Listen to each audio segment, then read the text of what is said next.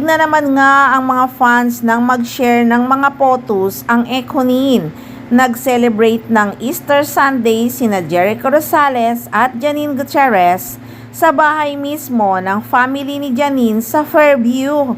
Ang sweet naman talaga ng couple na to. Mr. and Mrs. Rosales na talaga ang Ekonin, guys. Forever na talaga ito. Nakakatuwa pa ngang makita na naka-apron pa sa isang larawan si Eko. Magluluto yata ang aktor sa bahay ni Monching, ha. At kapansin-pansin din talaga ang sunflowers sa base, ha.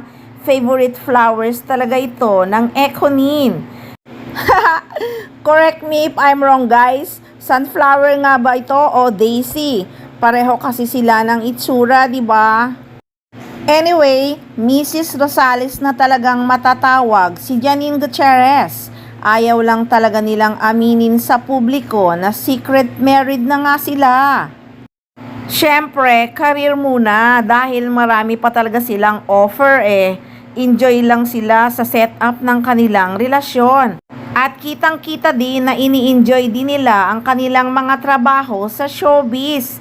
Lalo na nga't inspirado sila pareho at suportado ang isa't isa. Lalo na si Jericho Rosales, sobrang suportado niya at proud na proud talaga siya sa mga ginagawa ni Janine Gutierrez sa kasalukuyan. Kinilig pa nga ako sa isang video ni Eko, ha. Sabi niya doon, my one and only. Eh sino pa ba yung one and only niya? Siyempre, si Janine Gutierrez talaga yun.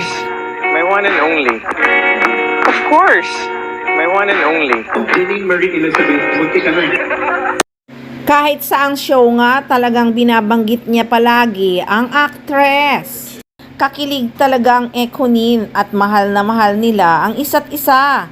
Kasalan na talaga ito hahantong. I hope next year, kasalan na ang maibalita at maipost sa SOCMED. Nako, siguradong sobrang masayang masaya ang mga fans pag nangyari yon. Sa ngayon ay sobrang excited nga ang mga fans sa tinitaping ng Ekonin na teleserye sa Iloilo. Ngayon pa lang kasi ay sobrang kinikilig na talaga sila.